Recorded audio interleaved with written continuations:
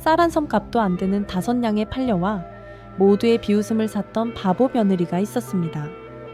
낮에는 밥을 태우고 헛소리를 늘어놓지만 밤이면 남몰래 눈물을 흘리며 위기에 처한 집안을 구해낸 그녀에게는 놀라운 비밀이 숨겨져 있었습니다. 역적의 딸이라는 비운의 운명을 숨긴 채 살아남기 위해 스스로 바보가 되어야만 했던 연하의 가슴 시린 사연이 이제 밝혀집니다. 가장 천한 며느리에서 가문의 기둥이 된 그녀의 이시아이 아기는 겉모습에 가려진 진심이 얼마나 위대한지 보여줄 것입니다. 구독과 좋아요를 눌러주시면 당신의 하루에도 뜻밖의 행운이 찾아올 것입니다. 옛날 어느 고을에 최씨 가문이라 불리는 삼형제 집안이 살고 있었습니다. 이 집안은 본래 명망 높은 양반가였으나 세월이 흐르며 가세가 급격히 기울어 하루하루 끼니를 걱정해야 할 처지에 놓이고 말았습니다.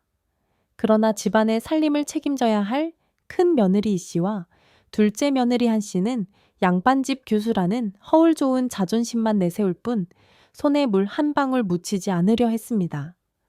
결국 집안의 모든 굳은 일은 늙은 시어머니인 최씨 부인의 몫이었습니다.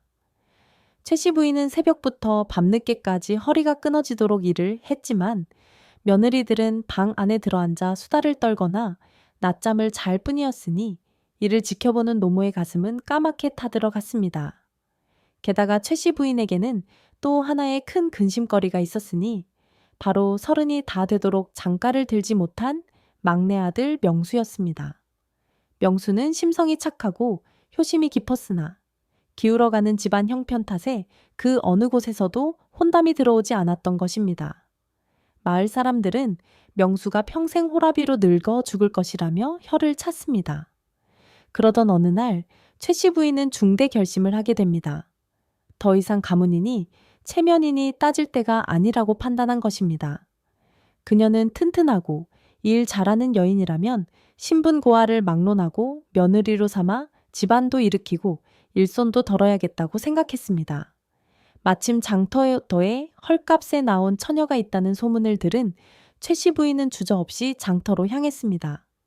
장터는 흉년으로 인해 살 길이 막막해진 사람들이 가족을 팔고 빚을 갚으려는 아비규환의 현장이었습니다. 그 북새통 속 한 구석에 남루한 누더기를 걸치고 고개를 푹 숙인 한 처녀가 서 있었습니다.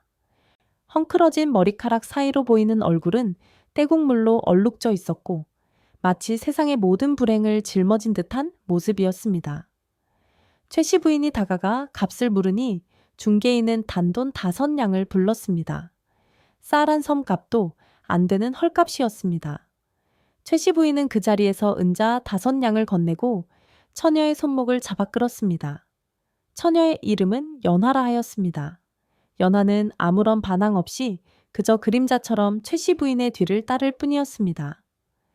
최씨 부인이 거짓골을 한 연화타를 데리고 집에 도착하자 집안은 발칵 뒤집혔습니다. 마루에 앉아있던 큰 며느리 이 씨와 둘째 며느리 한 씨는 기가 막히다는 듯 코웃음을 쳤습니다. 이 씨는 부채로 코를 막으며 어머님, 어디서 저런 거지를 데려오셨습니까? 냄새가 진동을 합니다. 라며 빈정거렸고 한 씨 또한 5냥이라니요. 우리 집안이 아무리 망했다 해도 저런 천한 것을 동서로 들이다니 조상님 뵐 면목이 없습니다라며 혀를 찼습니다. 하지만 최씨 부인은 며느리들의 불평을 단호히 일갈했습니다. 너희가 집안일을 돕지 않으니 일손 겸 며느리를 데려온 것이다. 잔말 말고 방 하나 내어주거라. 시어머니의 서슬 퍼런 호통에 두 며느리는 입을 다물었지만 눈빛에는 여전히 경멸이 가득했습니다. 최씨 부인은 연화를 곧장 막내 아들 명수의 방으로 데려갔습니다. 책을 읽던 명수는 어머니가 데려온 여인을 보고 말문이 막혔습니다. 초라하기 그지없는 행사에게 눈도 마주치지 못하고 벌벌 떨고 있는 여인이 자신의 아내가 될 사람이라니. 명수의 가슴 속에서는 깊은 한숨이 새어나왔습니다. 하지만 거역할 수 없는 어머니의 뜻이기에 명수는 고개를 숙이고 연화를 받아들였습니다. 오늘부터 부부가 되었으니 서로 의지하며 살거라. 어머니가 방을 나가자 어색한 침묵만이 방 안을 감돌았습니다. 명수는 착잡한 마음에 책장을 넘길 수조차 없었습니다. 방 한 구석에 쭈그리고 앉은 연화는 품속에서 낡은 주머니 하나를 꺼내 소중히 어루만지고 있었습니다. 그 모습이 어딘가 애처로워 보였지만 명수는 애써 외면하며 등불을 껐습니다. 5냥짜리 며느리, 그것이 자신의 운명이라 체념하면서 말이죠. 하지만 그날 밤 이 초라한 여인이 훗날 가문의 운명을 송두리째 바꿔놓을 복덩이가 되리라고는 그 누구도 상상하지 못했습니다. 연화가 최 씨 가문의 며느리로 들어온 지 며칠이 지나자 집안에는 묘한 소동들이 끊이지 않았습니다. 겉보기에 연화는 그저 어리숙하고 모자란 사람처럼 보였습니다. 그녀의 행동 하나하나가 실수투성이었고 그때마다 집안 사람들의 탄식과 비웃음이 마당을 가득 채웠습니다. 어느 날 아침 최 씨 부인은 연화에게 아궁이 불을 지피고 밥을 짓게 했습니다. 하지만 연화는 장작을 엉뚱하게 쌓아 올리고 부채질을 요란하게 해대는 통에 밥은 새카맣게 타버리고 부엌은 온통 검은 연기로 뒤덮이고 말았습니다. 매캐한 연기가 안방까지 스며들자 큰 며느리 이 씨와 둘째 며느리 한 씨는 기침을 해대며 뛰쳐나왔습니다. 아이고, 밥 하나 제대로 못 짓는 천치 같은 이라고 5냥짜리가 하는 일이 다 그렇지. 두 동서의 독설에도 연화는 그저 검댕이 묻은 얼굴로 헤헤거리며 죄송하다는 말만 되풀이할 뿐이었습니다. 최 씨 부인은 타버린 밥을 보며 긴 한숨을 내쉬었습니다. 그러나 신기하게도 그날 이후 최 씨 댁 곳간을 드나들며 골치를 썩이던 쥐떼가 싹 사라져 버렸습니다. 쥐들이 탄 밥 냄새와 매캐한 연기를 견디지 못하고 도망친 것이었습니다. 최 씨 부인은 우연의 일치라 생각하면서도 쥐가 사라져 곡식이 축나지 않게 되자 내심 안도했습니다. 며칠 후 이번에는 빨래 소동이 벌어졌습니다. 이 씨가 연화에게 산더미 같은 빨래를 맡기며 깨끗이 빨아오라고 호통을 쳤습니다. 연화는 냇가에서 빨래를 해왔지만 옷감은 엉망으로 구겨져 있었고 얼룩도 제대로 지지 않은 상태였습니다. 게다가 빨랫줄에 옷을 널어놓은 모양새가 가관이었습니다.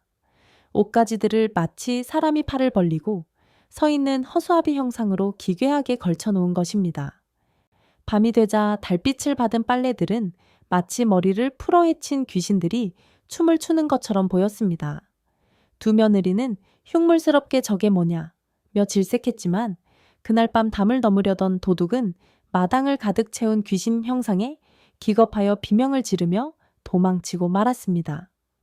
다음 날 아침 이웃집 담장 아래서 도둑이 흘리고 간 보찜이 발견되자 마을 사람들은 최 씨 댁에 귀신이 도둑을 쫓아냈다며 수군거렸습니다.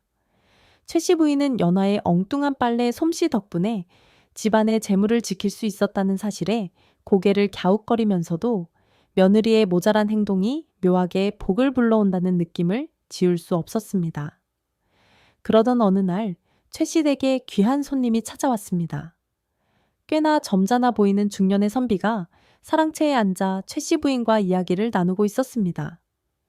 이 씨는 연화가 실수라도 할까봐 부엌에만 있으라고 엄포를 놓았지만 일손이 모자라 결국 연화가 찻상을 들고 들어가게 되었습니다.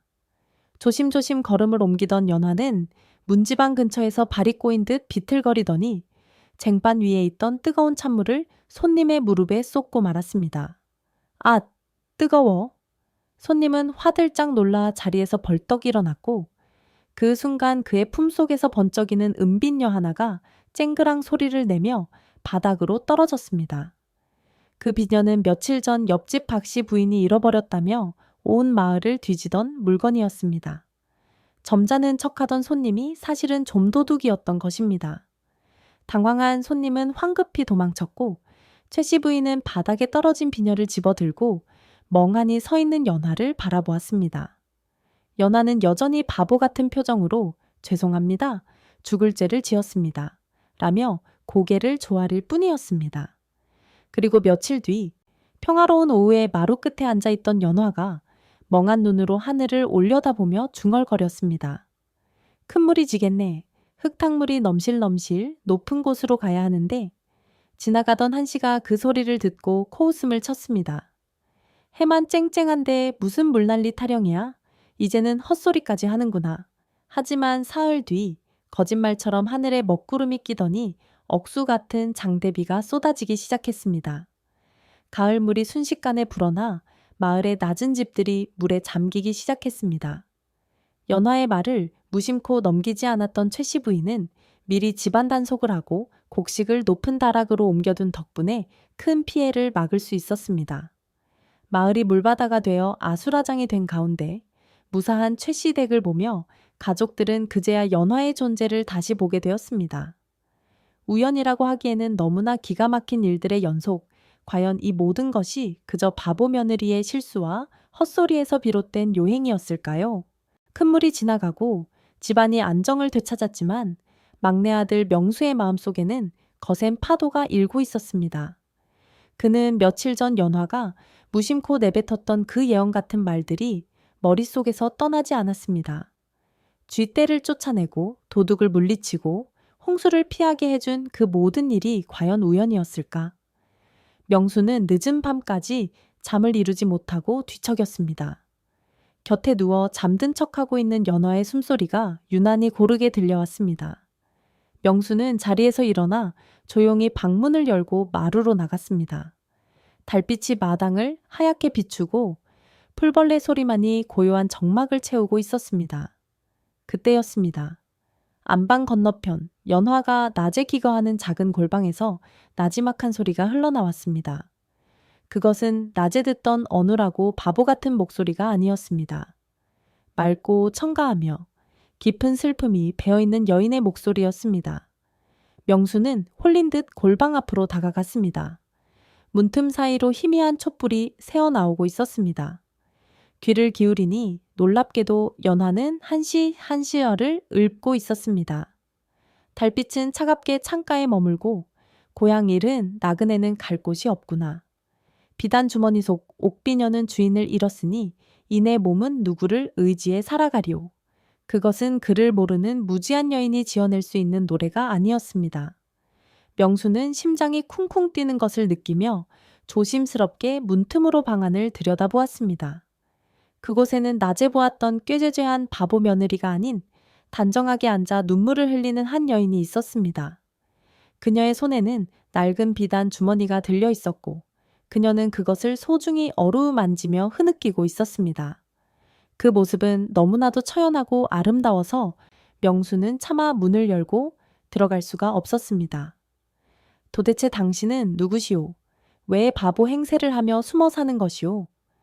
명수는 수많은 질문을 가슴에 묻은 채 조용히 발걸음을 돌렸습니다. 다음 날 아침, 명수는 평소와 다름없이 책상 앞에 앉아 글을 읽고 있었습니다. 가난 탓에 스승을 모시지 못해 혼자 공부하는 명수에게 난해한 고서의 문장들은 넘기 힘든 벽과도 같았습니다. 이 구절을 도무지 해석할 수가 없구나. 이치가 맞지 않으니 답답할 노릇이로다. 명수가 머리를 싸매고 한숨을 쉬고 있을 때 연화가 찬물을 들고 방으로 들어왔습니다. 서방님, 차 드세요. 헤헤. 연화는 여느 때처럼 바보 같은 웃음을 지으며 찻잔을 내려놓았습니다. 명수는 짐짓 모른 척하며 연화를 바라보았습니다. 연화야, 너는 그를 모르니 내 답답함을 알 리가 없겠지. 명수의 말에 연화는 고개를 갸웃거리며 책상을 들여다보았습니다. 명수는 책을 펼쳐둔 채 잠시 딴청을 피우는 척했습니다. 그때 연화의 시선이 명수가 막혀있던 문장에 머물렀습니다. 찰나의 순간이었지만 그녀의 눈빛이 매섭게 빛났습니다. 그리고는 붓을 씻는 물그릇을 슬쩍 밀어 책의 한 글자를 가리키는 신용을 하더니 다시 바보처럼 웃으며 말했습니다. 서방님, 저기 까만 글자가 꼭 개구리처럼 생겼네요. 뒤집어져서 헤엄치는 개구리요. 히히. 명수는 연화가 가리킨 글자를 다시 보았습니다. 그리고 무릎을 탁 쳤습니다. 그렇구나. 이 글자는 뒤집어 해석해야 뜻이 통하는 것이었어. 반어법이었구나. 명수는 그제야 깨달았습니다. 연화는 그를 모르는 것이 아니라 자신의 실력을 숨기면서 넌지시 깨우침을 준 것이었습니다. 명수는 확신에 찬 눈빛으로 연화를 바라보았습니다. 연하는 당황한 기색을 감추며 서둘러 방을 나가려 했습니다. 그때 명수가 연화의 손목을 부드럽게 잡았습니다. 부인. 평소와 다른 명수의 진지한 부름에 연화의 어깨가 움찔했습니다. 나는 당신이 누구인지, 왜 이런 모습을 하고 있는지 묻지 않겠소. 다만 당신이 내가 생각하는 것보다 훨씬 깊고 지혜로운 사람이라는 것은 알겠소. 명수의 따뜻한 눈빛에 연화에 흔들리는 눈동자가 비쳤습니다. 지난밤 당신의 시 읊는 소리를 들었소. 명수의 고백에 연화는 사색이 되어 주저앉으려 했습니다. 하지만 명수는 그녀를 부축하며 단단한 목소리로 말했습니다. 두려워하지 마시오. 당신이 세상에 자신을 드러내고 싶지 않다면 나 또한 그 비밀을 지킬 것이오. 나는 당신의 남편이자 당신의 편이오. 그러니 제발 내 앞에서는 그 무거운 가면을 조금이나마 내려놓고 편히 지내시오. 명수의 진심 어린 말에 연화의 눈에서 굵은 눈물방울이 뚝뚝 떨어졌습니다. 그녀는 더 이상 바보 같은 웃음을 짓지 않았습니다. 대신 떨리는 목소리로 고맙습니다. 서방님, 이라며 고개를 숙였습니다. 그날 비좁은 서재 안에서 두 사람 사이에는 말보다 더 깊은 신뢰와 사랑의 싹이 트기 시작했습니다. 바보 며느리와 가난한 선비, 두 사람은 이제 세상의 풍파를 함께 헤쳐나갈 진정한 동반자가 된 것입니다. 두 사람 사이에 깊은 신뢰가 싹트고 얼마 지나지 않아 최 씨 가문에 거대한 먹구름이 드리워졌습니다.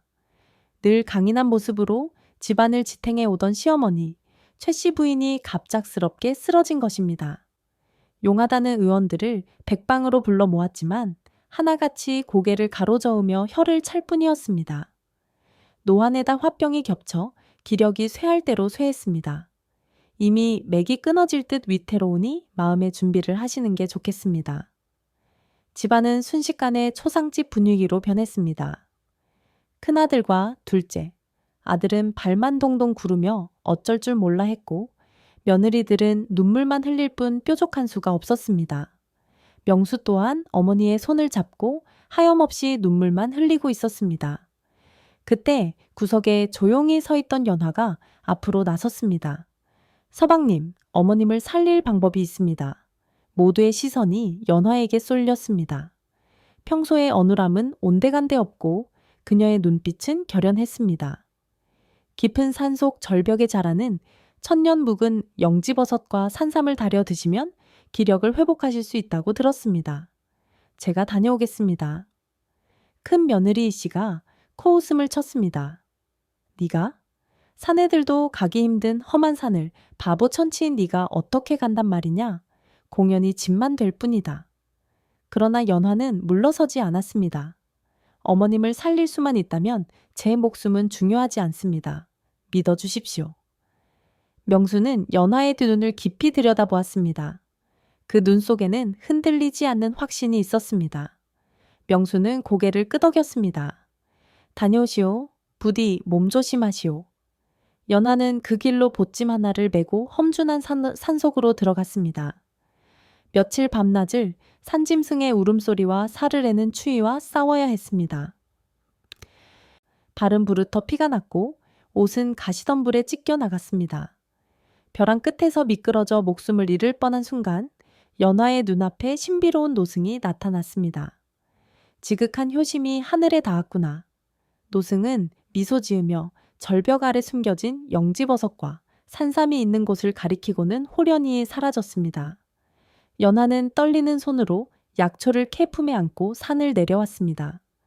그녀가 가져온 약초를 다려 마신 최 씨 부인은 기적처럼 눈을 떴고 며칠 뒤에는 자리를 털고 일어날 수 있게 되었습니다.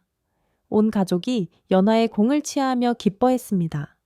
하지만 기쁨도 잠시 더 큰 재앙이 닥쳐왔습니다. 큰아들과 둘째 아들이 벌여놓은 일이 화근이 되었습니다. 일확천금을 꿈꾸며 손을 댔던 노름과 무리한 사업이 완전히 실패하면서 감당할 수 없는 빚더미에 앉게 된 것입니다. 빚쟁이들이 집으로 들이닥쳐 가재도구를 때려 부수고 식구들을 위협했습니다. 당장 돈을 갚지 않으면 이 집을 허물고 밭을 갈아엎어 버리겠다. 집안은 아수라장이 되었고 두 며느리는 공포에 질려 서로를 탓하기 바빴습니다. 이게 다 저 재수없는 년이 들어오고 나서 생긴 일이야. 바보가 들어오니 집안이 망했어. 그녀들은 억울한 화풀이를 연화에게 쏟아부었습니다. 빚쟁이들이 최 씨 부인의 멱살을 잡고 끌고 가려던 절체절명의 순간 연화가 자신의 낡은 괴짝을 들고 마당으로 나왔습니다. 잠깐만 기다리시오. 그 손 놓지 못하겠소. 연화의 쩌렁쩌렁한 목소리에 빚쟁이들의 움직임이 멈췄습니다. 연화는 마당 한가운데에 괴짝을 내려놓고 뚜껑을 열었습니다. 그 안에서는 눈부시는 자들이 쏟아져 나왔습니다. 모두가 숨을 죽였습니다. 이 돈이면 빚을 다 갚고도 남을 것이오. 당장 우리 어머님에게서 손 떼고 물러가시오. 빚쟁이들은 돈을 챙겨 허겁지겁 도망쳤고 가족들은 멍하니 연화를 바라보았습니다. 아가, 이 큰 돈이 어디서 났느냐? 최 씨 부인이 떨리는 목소리로 물었습니다. 연화는 담담하게 말했습니다.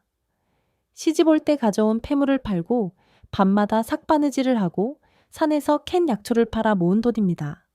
언젠가 집안에 급한 일이 생기면 쓰려고 모아두었습니다. 그제야 가족들은 깨달았습니다. 자신들이 무시하고 구박하던 그 바보 며느리가 사실은 밤잠을 줄여가며 묵묵히 집안의 안위를 지켜온 수호신이었음을. 큰형과 둘째 형은 연화 앞에 무릎을 꿇고 오열했습니다. 재수씨, 면목이 없소. 우리가 죽일 놈들이오. 항상 연화를 못살게 굴었던 두 동서 또한 바닥에 주저앉아 눈물을 쏟으며 사죄했습니다. 동서, 미안해. 정말 미안해. 우리가 눈이 멀어 진 줄을 몰라봤어. 최 씨 부인은 연화를 끌어안고 하염없이 눈물을 흘렸습니다. 네가 우리 집안을 살렸다. 네가 우리 집의 진짜 기둥이다. 그날 최 씨 가문은 비로소 진정한 가족으로 다시 태어났습니다. 연화의 헌신과 지혜가 무너져가던 가문을 일으켜 세우고 흩어진 가족의 마음을 하나로 묶어낸 것입니다. 집안의 빚을 갚고 평온을 되찾은 최 씨 가문에 또다시 거센 폭풍우가 몰아친 것은 그로부터 얼마 지나지 않아서였습니다. 어느 날 오후 험상궂은 인상의 사내 하나가 최 씨 댁 대문을 거칠게 열어져 젖히고 들어왔습니다.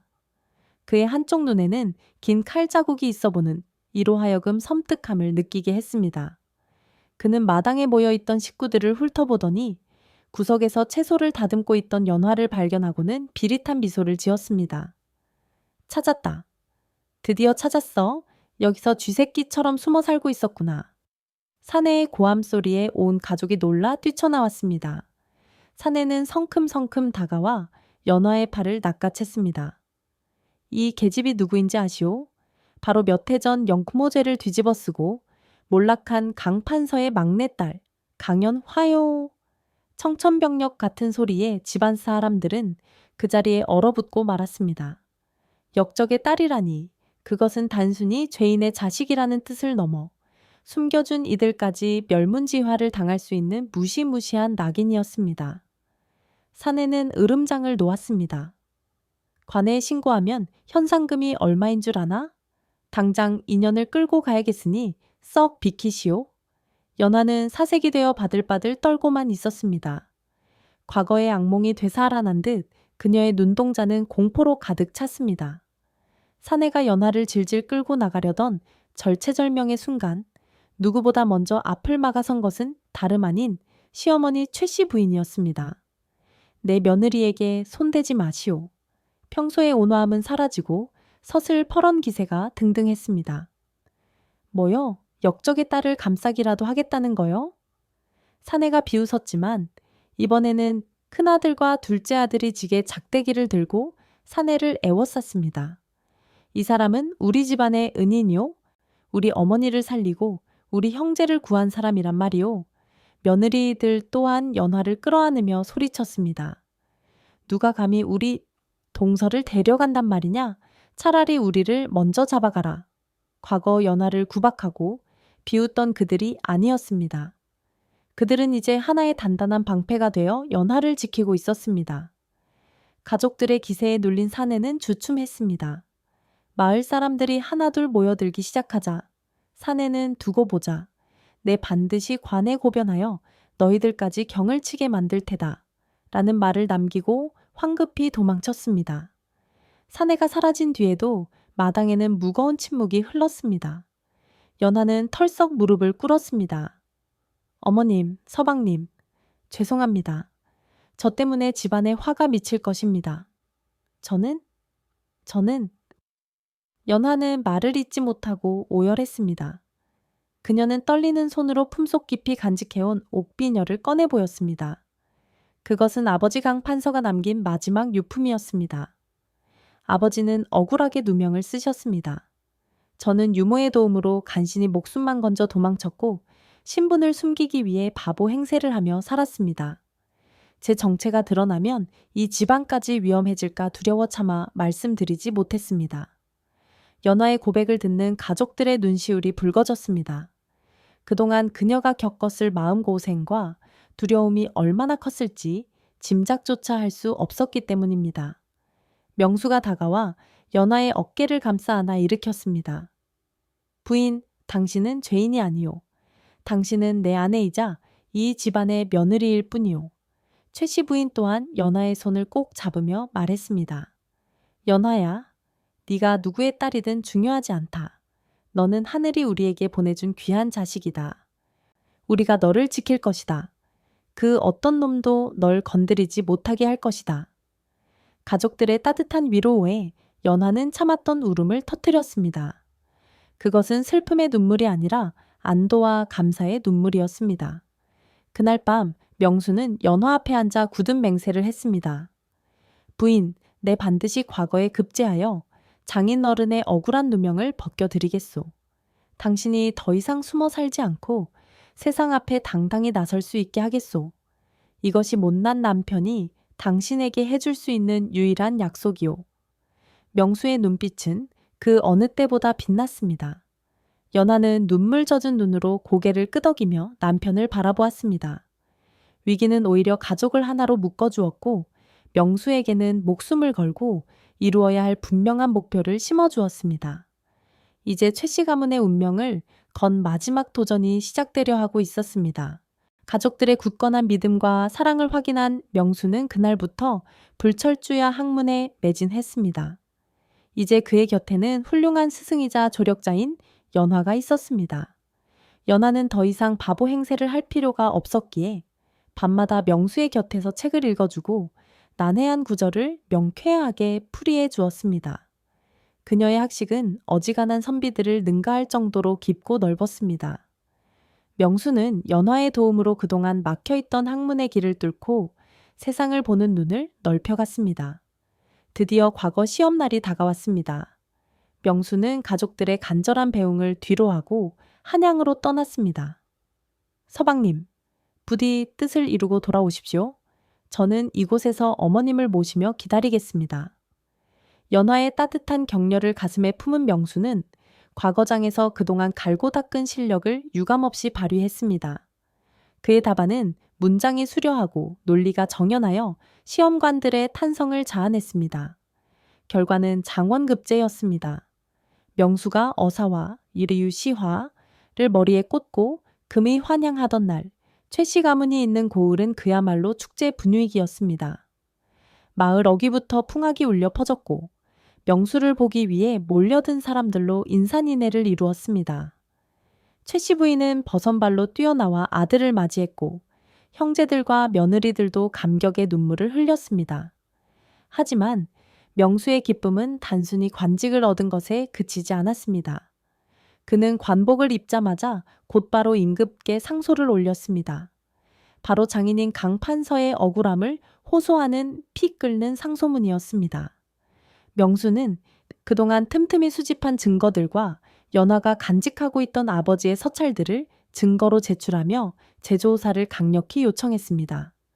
명수의 충심 어린 호소와 명백한 증거 앞에 임금의 마음도 움직였습니다. 임금은 즉시 재조사를 명했고 결국 강판서를 모함했던 간신들의 추악한 음모가 만천해 드러났습니다. 고 강판서의 누명을 벗기고 그 딸 강연화의 신분을 복원하며 몰수했던 가산을 모두 되돌려 주노라. 임금의 교지가 내려지던 날 연하는 마당 한가운데서 북쪽을 향해 큰 절을 올리며 하염없이 눈물을 쏟았습니다. 아버지, 드디어 아버지의 오명을 씻어드렸습니다. 이제 편히 눈을 감으소서. 억울하게 죽은 아버지의 한을 풀고 도망자 신세에서 벗어나 다시 양반가의 영예로 돌아오게 된 것입니다. 소식을 들은 마을 사람들은 하늘이 도왔다며 입을 모아 칭송했습니다. 명수는 연화에게 말했습니다. 부인, 이제 당신은 더 이상 단양짜리 며느리가 아니오. 명문가의 규수로서 당당하게 그리고 화려하게 사시오. 내가 당신을 위해 고래등 같은 기와집을 짓고 비단 옷을 입혀드리리다. 하지만 연하는 고개를 가로저으며 명수의 손을 잡았습니다. 그녀의 표정은 그 어느 때보다 온화하고 단호했습니다. 서방님, 저는 화려한 비단옷보다 서방님이 입던 낡은 도포를 기워 입을 때가 더 행복했습니다. 저를 살린 것은 양반의 명예가 아니라 비천한 저를 가족으로 받아주신 어머님의 사랑과 서방님의 믿음, 그리고 형님들의 의리였습니다. 저는 강판서의 딸이기 이전에 최씨 가문의 며느리로 남고 싶습니다. 연하는 되찾은 재물을 모두 털어 가난한 이웃들에게 나누어 주고 자신은 여전히 검소한 모습으로 시어머니를 봉양하며 살기를 자청했습니다. 세월이 흘러 명수는 나라의 큰 일을 도맡아 하는 재상에 올랐고 최씨 가문은 명망 높은 가문으로 다시 일어섰습니다. 하지만 사람들의 입에 가장 많이 오르내리는 것은 명수의 관직이 아니라 바로 그 아내 연화의 지덕지대이었습니다. 단양에 팔려온 바보 며느리가 지혜로 집안을 일으키고 남편을 정승으로 만들었다는 이야기는 전설이 되어 팔도 강산에 퍼져나갔습니다. 달 밝은 밤이면 최씨댁 마루에서는 웃음소리가 끊이지 않았습니다. 늙은 최씨 부인의 무릎을 베고 누운 연화와 그런 아내를 사랑스럽게 바라보는 명수, 그리고 우애 깊은 형제들의 모습은 그 자체로 한 폭의 그림과 같았습니다. 진정한 가치는 겉모습이 아니라 그 안에 담긴 마음에 있다는 교훈을 남긴 채 단 양짜리 며느리, 이야기는 그렇게 행복한 결말을 맺었습니다. 오늘 들려드린 단 양짜리 며느리 이야기, 여러분에게는 어떤 울림으로 다가왔나요? 단돈 5냥이라는 헐값에 팔려왔지만 그 어떤 보석보다 빛나는 지혜와 헌신으로 가문을 일으킨 연화의 모습에서 우리는 사람을 겉모습으로 판단해서는 안 된다는 평범하지만 소중한 진리를 다시금 깨닫게 됩니다. 또한 위기의 순간 서로를 탓하기보다 똘똘 뭉쳐 약자를 보호해준 최씨 가족의 변화는 진정한 가족의 의미를 되새기게 합니다. 오늘 이야기 중 여러분의 가슴을 가장 뜨겁게 만들었던 장면은 무엇이었나요? 바보인 척하며 가족을 구했던 연하의 기지였나요? 아니면 역적의 딸이라는 사실을 알고도 막아서던 가족들의 의리였나요? 여러분이 느낀 감동과 생각을 댓글로 남겨주세요. 여러분의 소중한 댓글 하나하나가 다음 이야기를 준비하는 데 큰 힘이 됩니다. 구독과 좋아요, 알림 설정도 잊지 마시고 저는 다음에도 가슴 따뜻하고 흥미진진한 예시 이야기로 다시 찾아오겠습니다. 감사합니다.